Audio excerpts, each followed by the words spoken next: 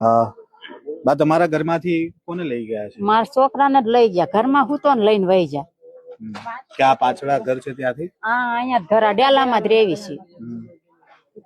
કોઈ દી મજૂરી હું તો દાડીએ આવી તો કે તાર છોકરાને લઈ ગયા છે. હજી હું હાલી આવું, રાંધ્યું નથી, ખાધું, છોકરાને ઘરમાં જ લઈને વહી જા. હજી હાલીને આયા કે વાહન નથી હાલવા દેતા, કે હાલીને વહી જાવ કે.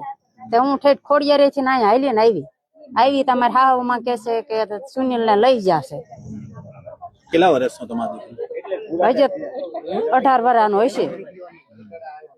તે સભામાં ગયો તો તમારો? ના રે ભાઈ, આવીને હજી હૂતો તો ઘરમાં ખાટલામાં હૂતો તો ક્યાં છે? એટલે ઘરમાં સૂતો તો ને પોલીસ? ઘરમાં હૂતો તો ને લઈ જા. મારે હાવું કહું હા તો ઘરમાં જ ગીરી ગયા ક્યાં સીધા.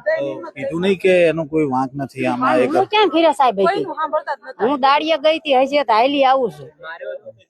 હા 2 હોટા માર્યા છે. મારે હાવું કે છે કે સુનિલ ને હું કે જાયલો આમ કાંઠલો પોલીસ ને કે મારા છોકરાને મારશો નહીં કે વગર વાંકે.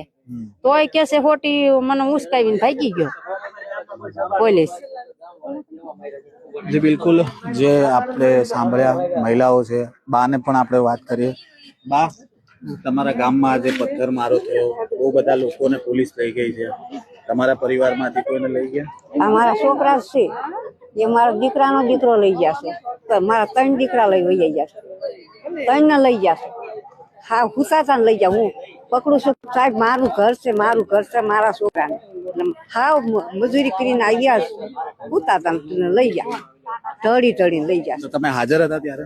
હા, આ એકને લઈ જાય એનો હું સાહેબ ને પકડું. સાહેબ મારો દીકરો છે અને આ મારું ઘર છે, મેં ક્યાં રહ્યા જાય મેં તોય ઢળી જાય.